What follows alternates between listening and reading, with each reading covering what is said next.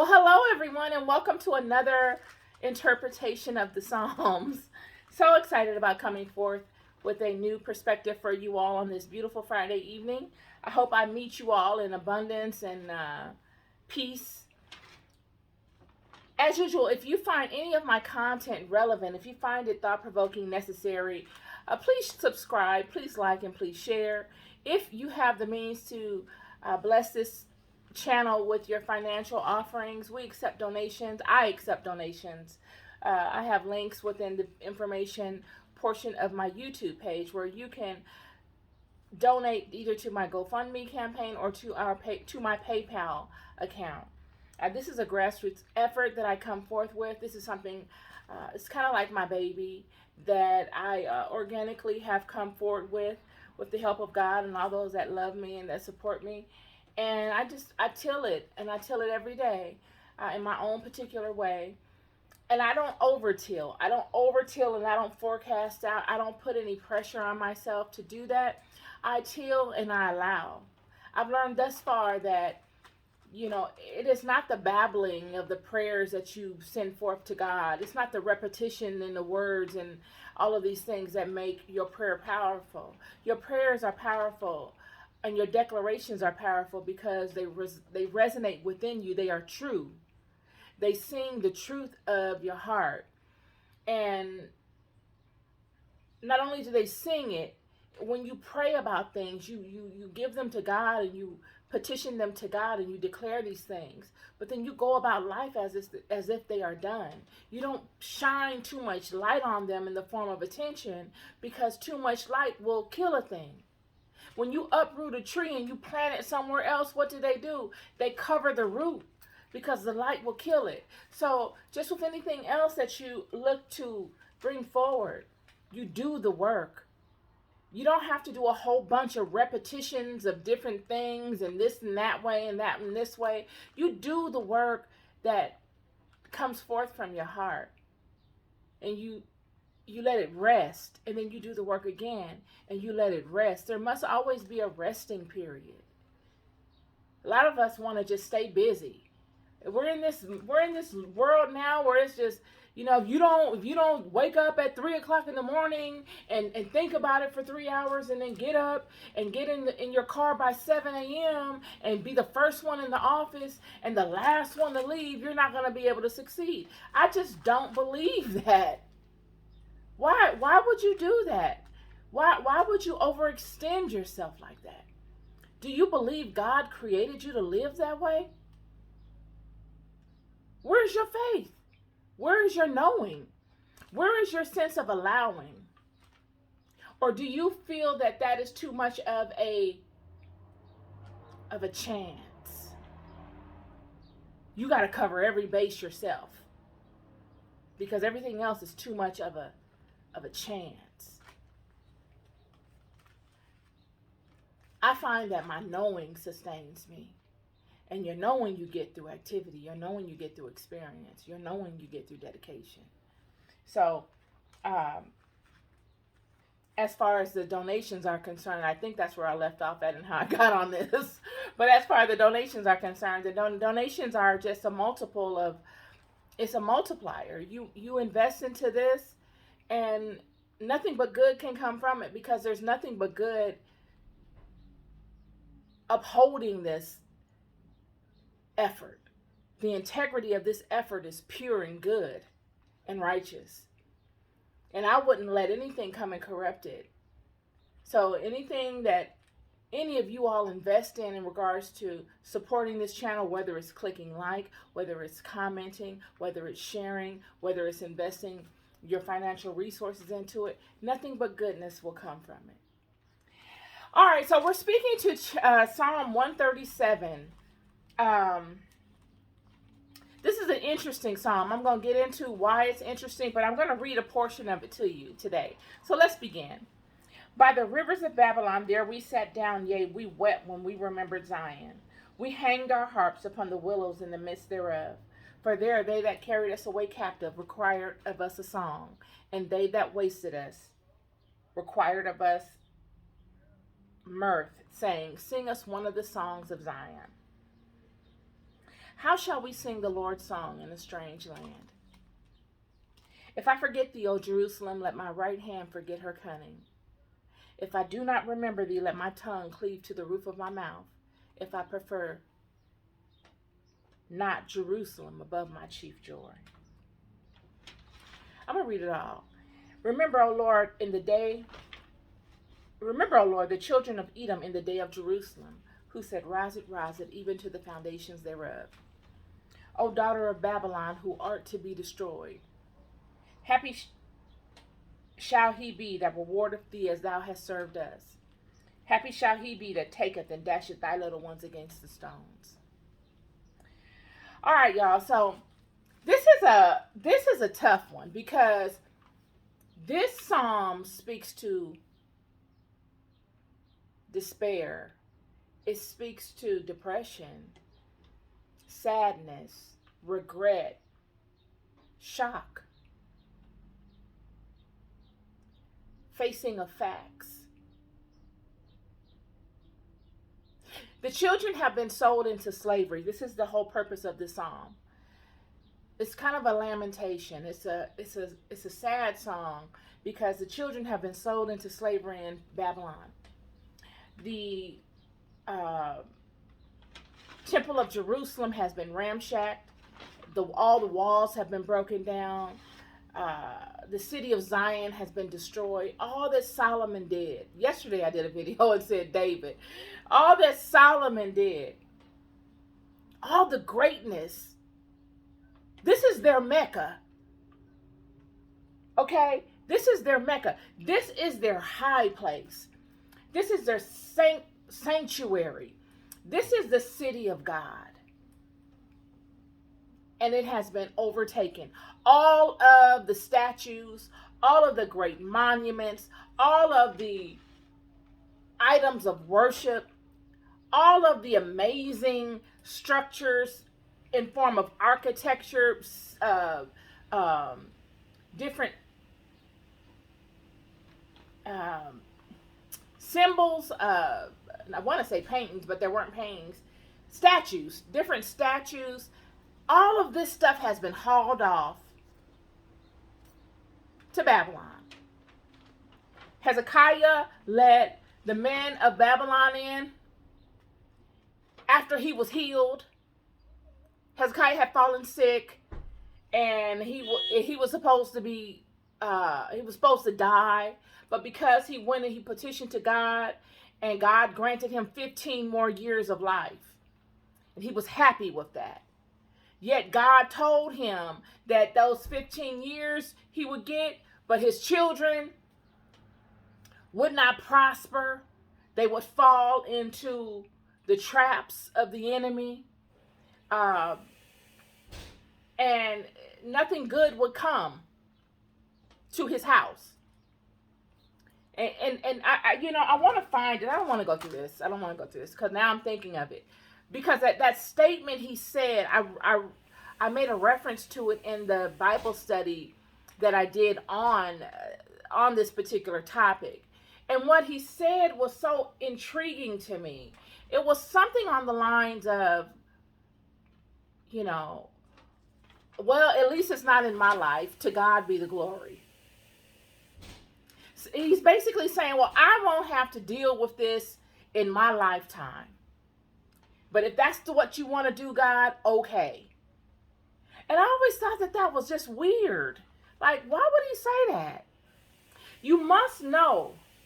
I did the video yesterday about these children in Babylon and them building the tower and all of this and working with the children of the fallen ones, and why they would ever do such a thing.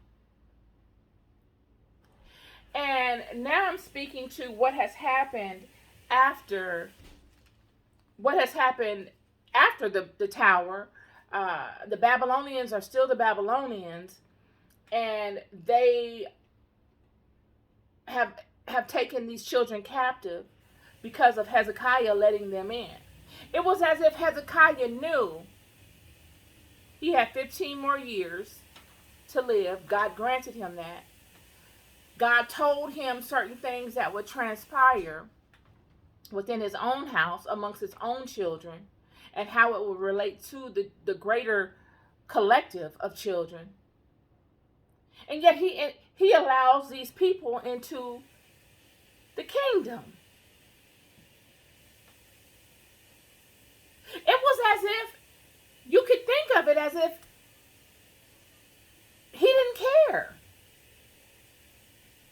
He knew, it makes you wonder, had God not told him all that God told him, would he have done the same thing? If he was facing, if circumstances had been a bit different, would he have still let the Babylonians in? Because when he let the Babylonians in, y'all, he let them into the house and he showed them all of the holiest of holies. He didn't withhold anything back. When Isaiah asked him, what did he tell them? He said, I didn't withhold anything. Why would he ever do that? Would he have done that prior to him falling ill?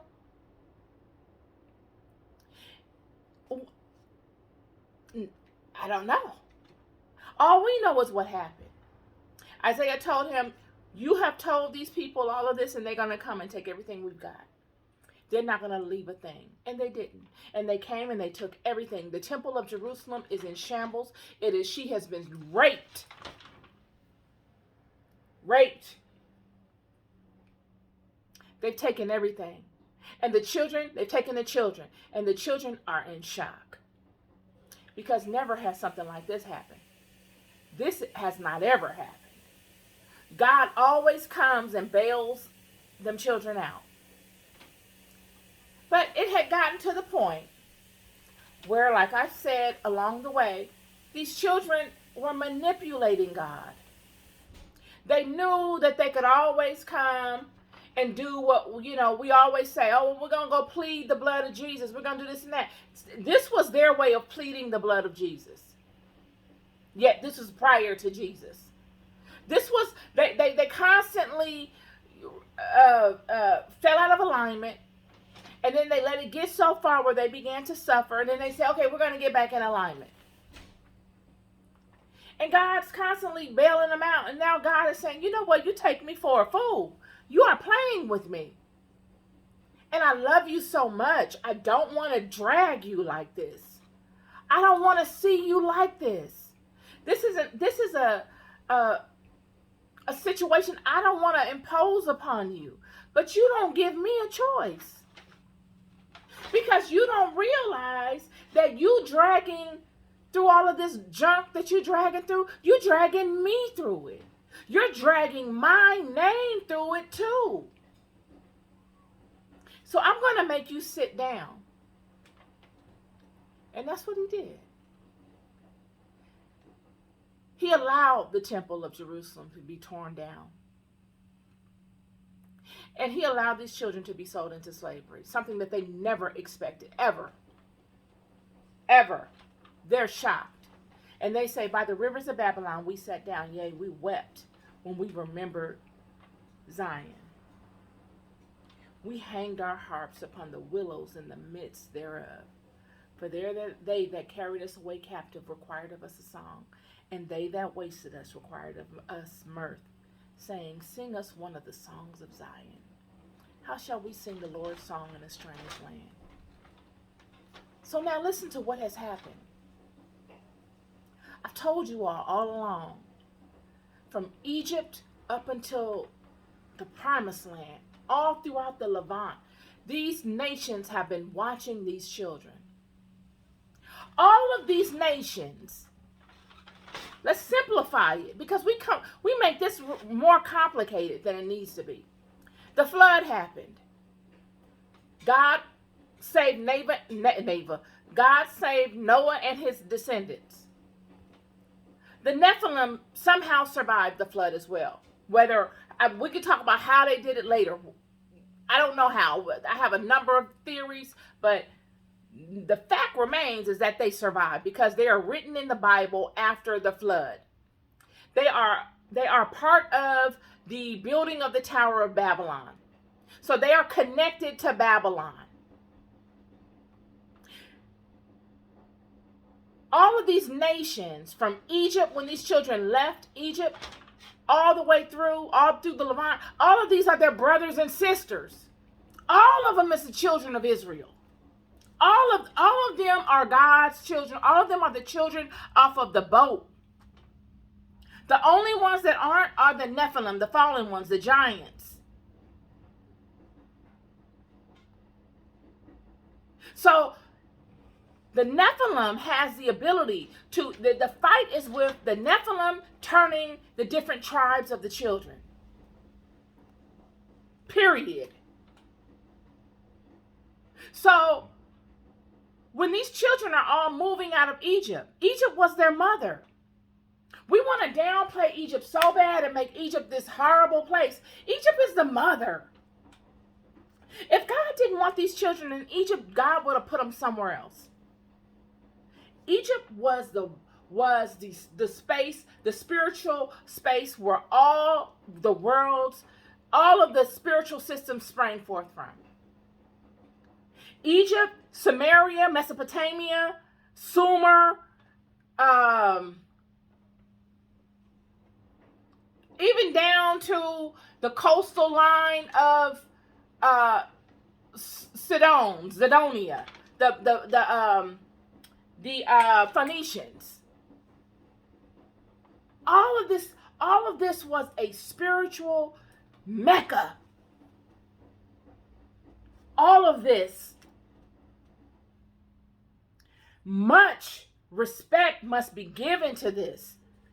We want to make it like it's a terrible thing and all of this kind of stuff.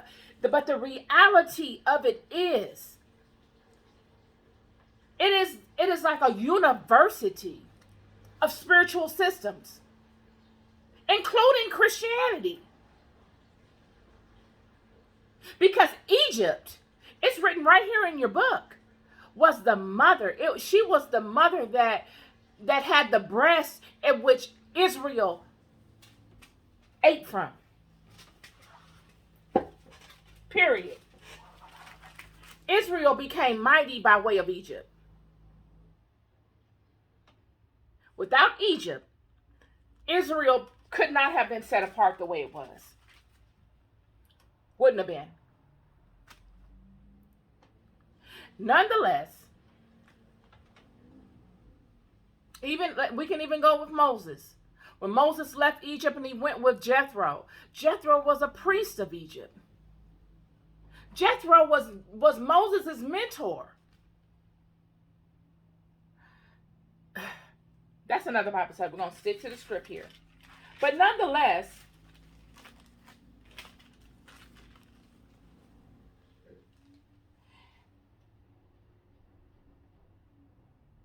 he's saying, all of these people, my brethren, my sistren, that have gone whoring after other gods, they've forgotten the name of their father. They've forgotten the name of their mother. They have gone astray.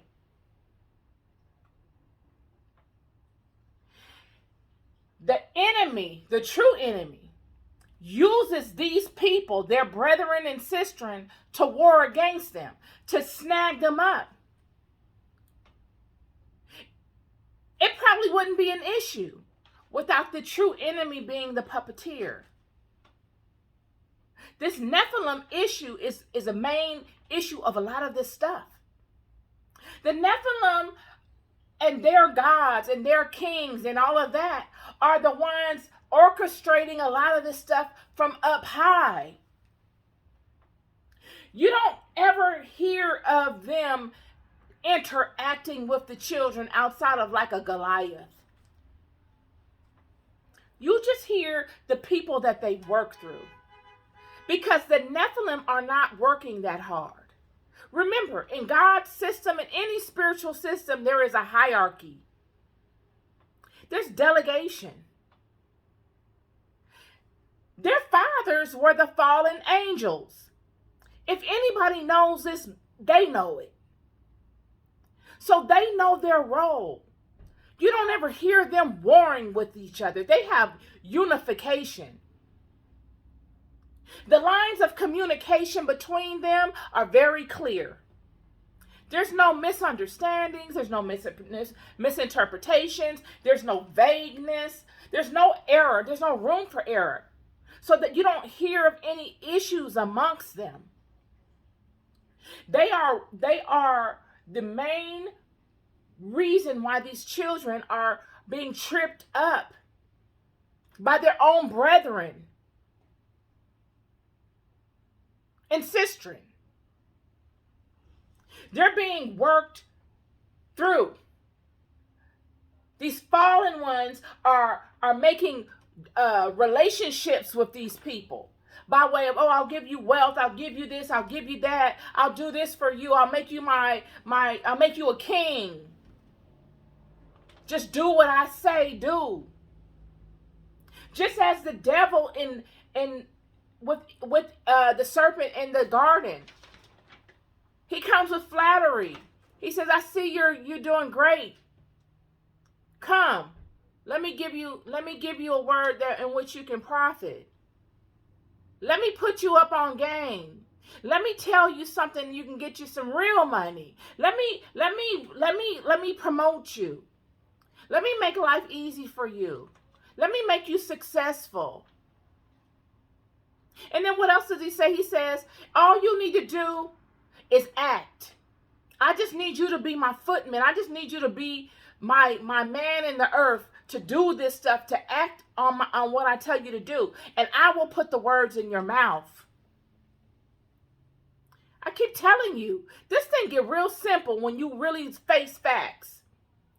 It's just all this nonsense that they put in place and all these different words that make it seem like it's so complicated. It's not complicated. A spirit needs a vessel, period. It can multiply itself through people. If I can get you to buy into a concept and I can get 20,000 people to buy into a concept, I've multiplied myself amongst people. I can get much done. This is what has happened. And so these fallen ones and their children have done this amongst the nations. They have turned the children. And God is saying, look, I'm gonna let you sit in captivity. I'm gonna let you face the facts because you think these people are your friends and you think they have your best interests at heart, but they don't. But I'm gonna let you sit up under them, not in a place of power, not in a place of protection, but as slaves, as their captives. And I'm gonna let you see what they think of you. So just as these children have been wandering since Egypt and all of these nations have been watching them, all of these fallen ones have been watching them closely. They know these children better than these children know themselves. They know attributes about these children that these children don't even know. They know all the laws that these children are bound to that these children don't even know. They turn and twist the truths in the world so that these children are constantly in a state of darkness, so that they never really stumble upon the truth. They put distractions in these children's way so that they don't even focus on what really matters. They spend all their time focused on obtaining worldly riches and things of that nature when this world is temporary. Ain't nothing permanent here. And where do you see permanency at? Not even in yourselves. One day you're a baby, next you're a teenager, next you're a young adult, next you're in your 40s and 30s, next you're senior. Nothing is consistent in this.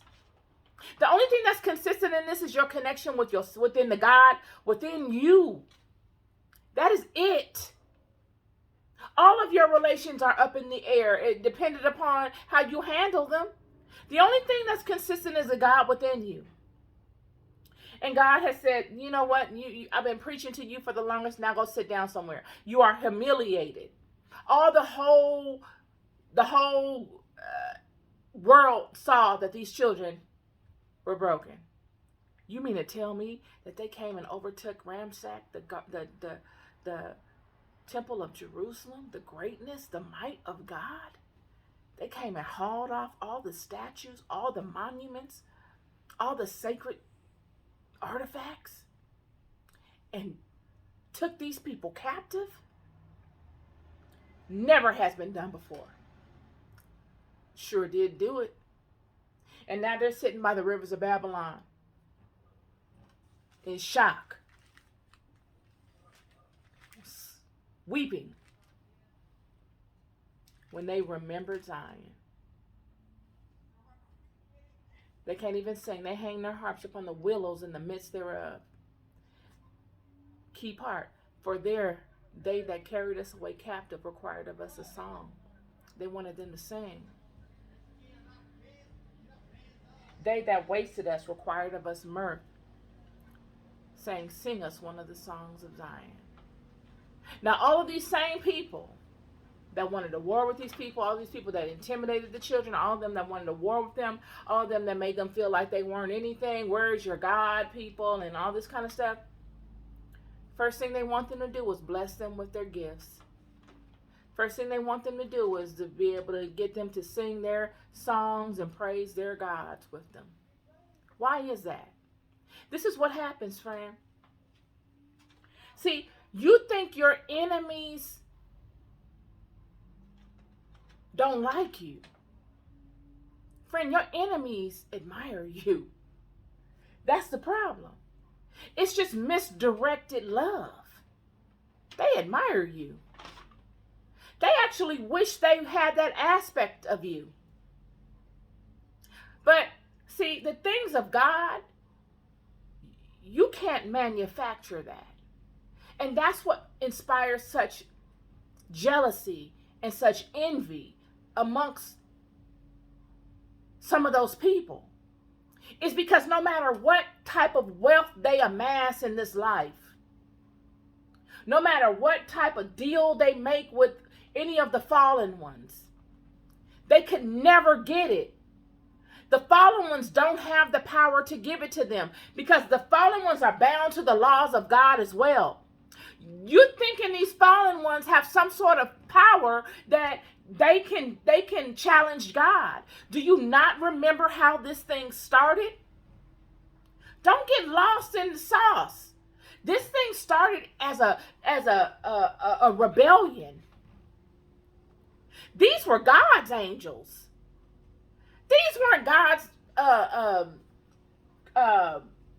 comrades. These weren't on this. These angels were never on the level of God, ever. They snuck and did something and got punished. They made the best out of a situation. This planet is like a prison to them. Could you imagine not being from this realm, coming here, thinking you're going to go home, then to get bound here for all eternity, and never being able to go back home, and then having to lose power because you were an ethereal being and now you are a flesh and you are limited in power? You can never go before God again. So you have to be crafty as to how you can manufacture power, because you don't have any. The only power you have are by way of the children that are here on this planet.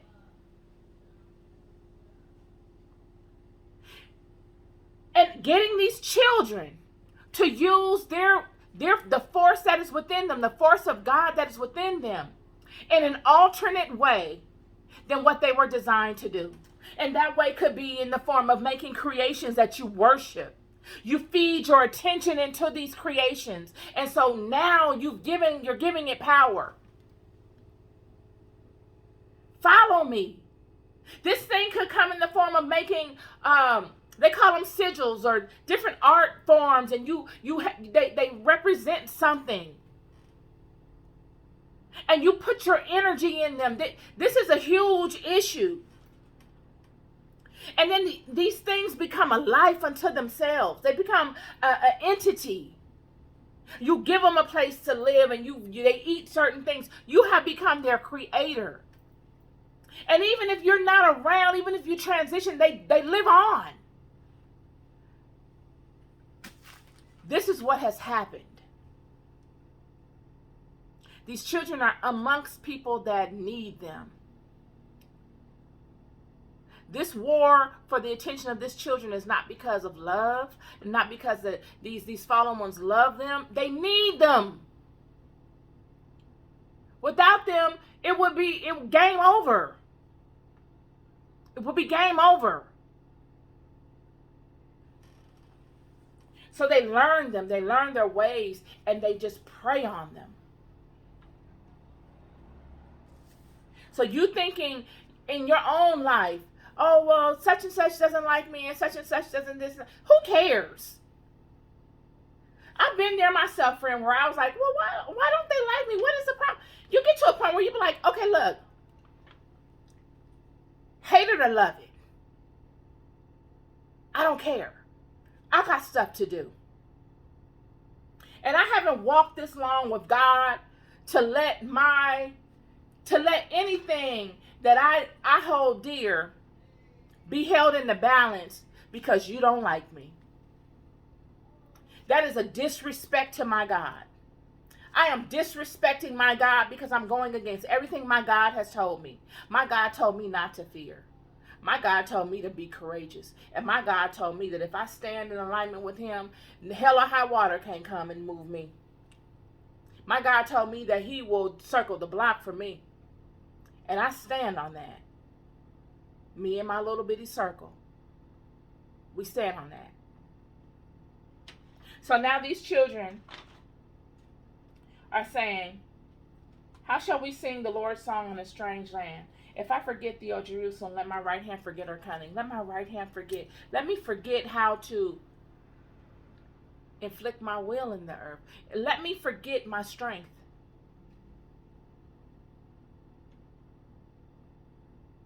It says, if I do not remember thee, let my tongue cleave to the roof of my mouth. If I prefer not Jerusalem above my chief joy, let my tongue cleave to the roof of my mouth. That one is interesting to me because that can be a double meaning. Let my tongue cleave to the roof of my mouth. If I do not remember thee, let my tongue cleave to the roof of my mouth. That means let me sit in silence. But why would you sit in silence? No, that means, see, when you go within yourself and you go into a meditative state, one of the first things your body defaults to a lot of times is your tongue goes to the top of your mouth. It just defaults there. I know for me it does. But it's something that you do to really connect the mind and the spirit. It's a connection of mind and spirit. It allows you to go within yourself and connect with the God within you. And I know many of you are I can hear somebody now, oh, that is demonic. Oh, you're not supposed to meditate. God said don't meditate. That's not true.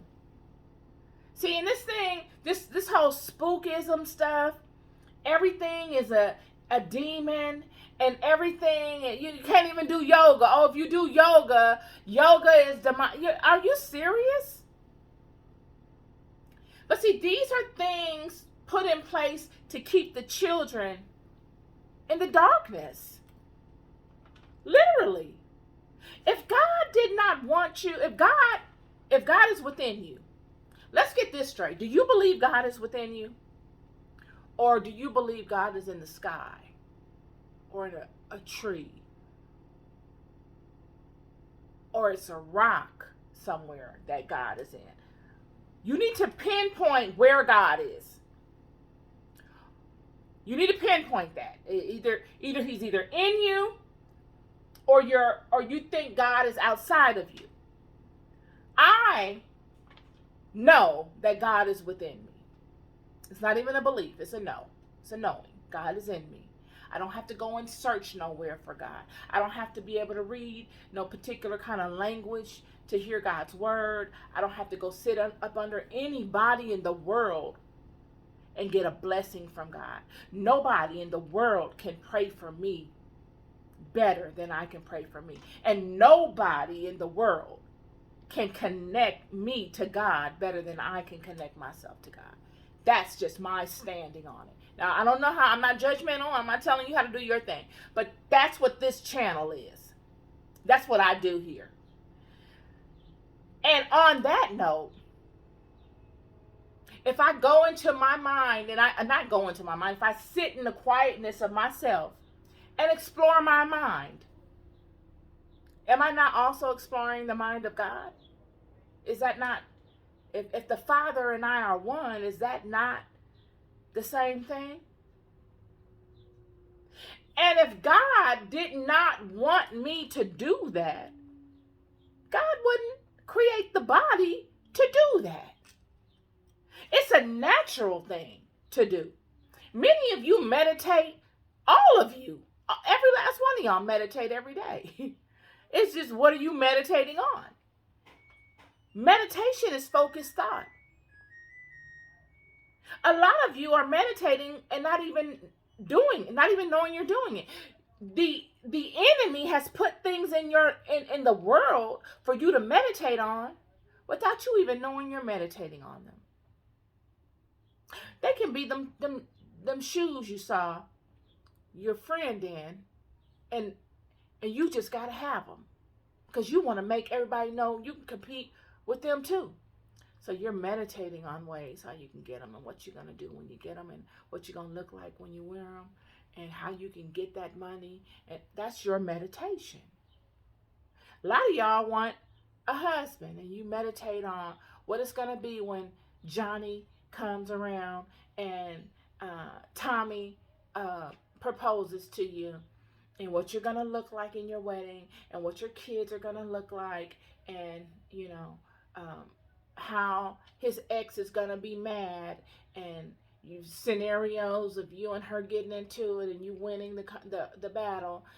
That's your meditation. You know what I mean? We all got meditations, is what I'm saying, whether you realize it or not.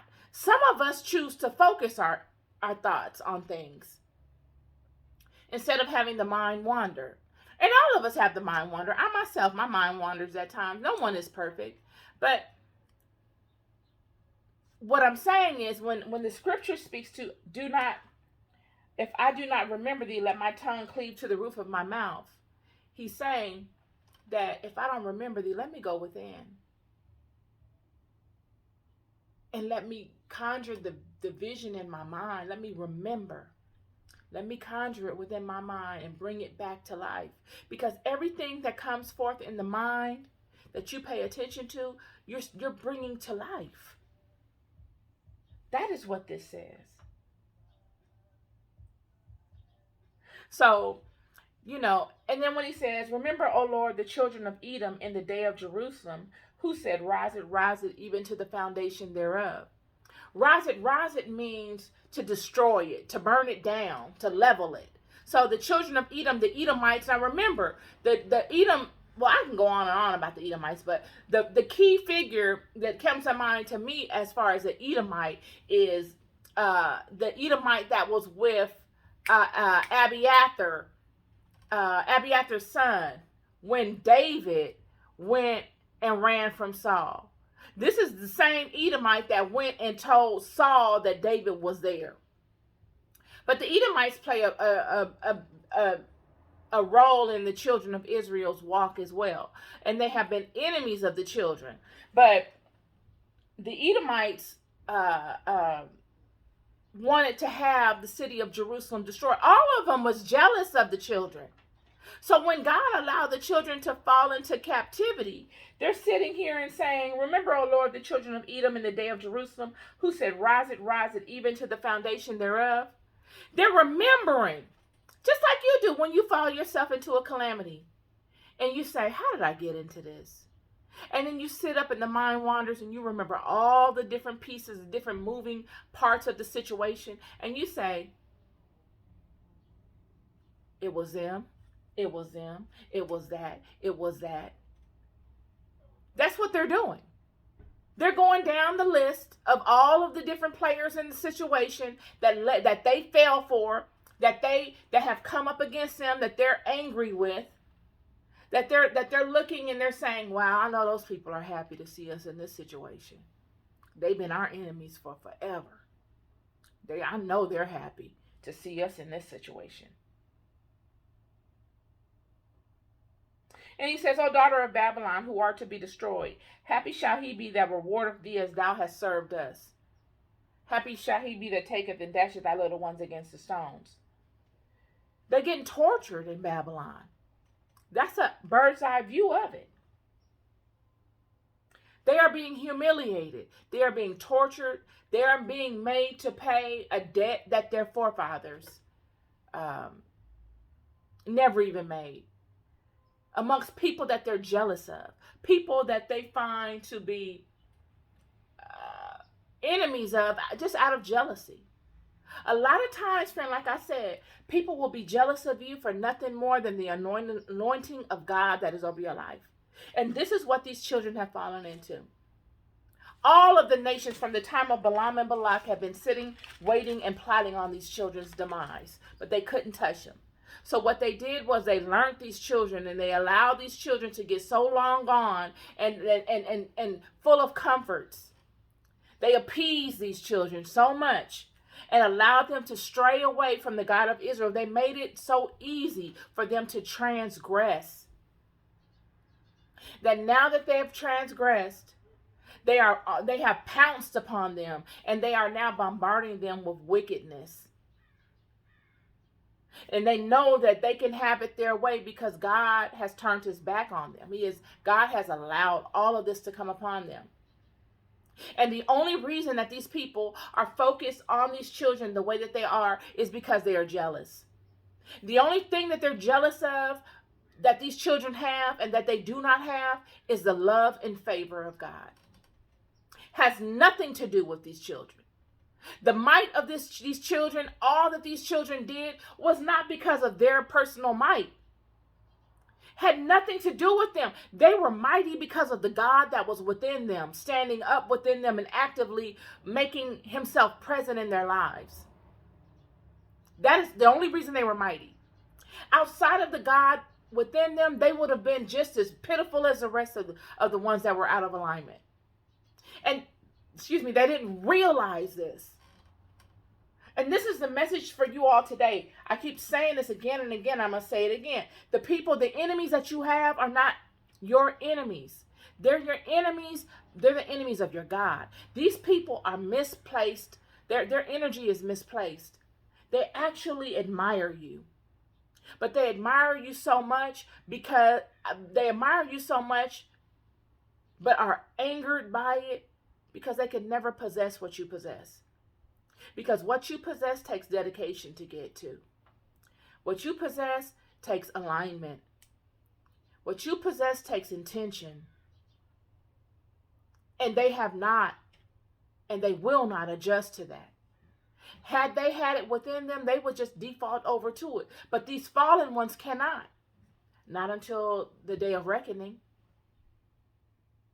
But even then, they've ascribed a brilliant plan. They've got clause after clause after clause after clause. They've got a plan. They've got a plan and say, you know what? You got me on. You know, when the revelation portion of things begin, and they come in their convention, meaning all of those that are going to judge come, because they're gonna come. Y'all don't believe it. Y'all think it's buffoonery, but that's what they want you to believe. But once they come, they're gonna tell him they're gonna have Satan and all of his descendants, all them fallen ones. They gonna all be there. And like I said, and I don't know if I posted this video or not, but I did a video and I said it's gonna look like the United Nations. You ever see the UN Council? How they're all sitting up there on stage, and then you got the delegates all in the seats. It's gonna be kind of like that. And it's going to be, they're gonna say, what do you have to say for yourself, Satan? And he gonna pull out a book. He gonna say, I got these contracts. They're gonna be stacked up so high they ain't gonna fit in the building. I got these contracts. And my contracts say that these people made an agreement with me, and they did all of this knowingly. All of them have your spirit within them. All of them decided to take this route. They knew it. It's not my job to convince them otherwise. I know what my punishment is. And I've already been punished. You punish me for for the Eve situation and for giving these children this knowledge. I've already been punished. I've served my time. Now, what these people did, you flooded the world. You reset it. They knew exactly the game plan after you flooded the world. You even sent your only begotten son to come amongst them and tell them the truth. And look what they did to them. Look what they allowed to happen to them. They could have stopped that, but they chose not to do it. They didn't do anything. Yet every Christmas and every holiday, their Easter, they're happy. They even eating ham and carrying on, and it's a holiday. So I don't know, you're gonna have to talk to them. And then God goes and he talks to man and woman, and he says, what do you have to say for yourself? And what they gonna say? What they gonna say?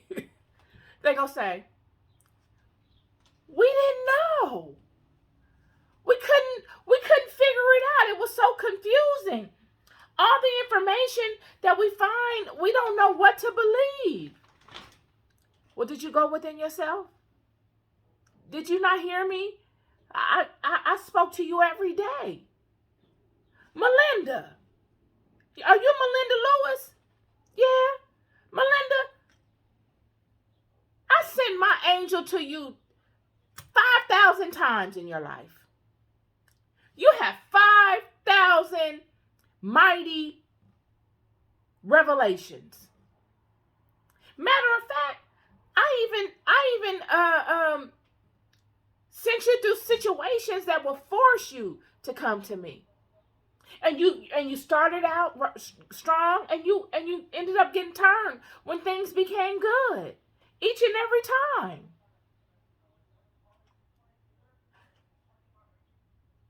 Keith, same with you. Deborah, same with you. Betty, same with. On and on. On and on. It's an interesting time, y'all. It's an interesting time. And this is not a condemnation thing. This is just to get you to thinking. A lot of times the things we be thinking we so right on, we wrong. It's crazy that people think that everything that they believe, hear, and see is correct. When all you got to do is look around you and see the state of affairs that people are in, that the world is in. The whole world.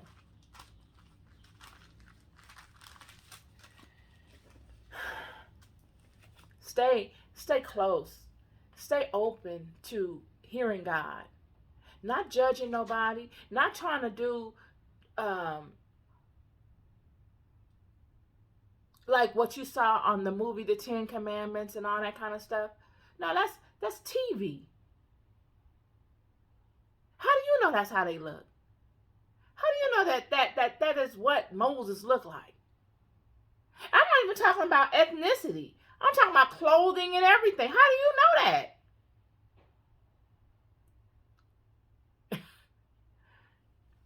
Anyway, I don't want to go too far with it because I'll go on and on and on. We're loved more than we'll ever know. And it's our job to have these types of conversations. There's nothing wrong with these conversations. Anything that can get you to thinking is a good thing, friend. Anything that can get you to stirring up the Spirit of God within you and start imagining and start thinking and start cross-referencing information you've learned along the way is a beautiful thing. And that is what God requires. And that is what God put all of the might that is within you to do. That's why he gave you the computer in your head. That's why he gave you the voice. That's why he gave you the eyes. That's why he gave you the hands and the feet. Why else would he give it to you if he didn't want you to think? Be as great as you already are. Stop allowing the spirit of fear to confine you. Be good to yourselves and be good to each other. Peace and love.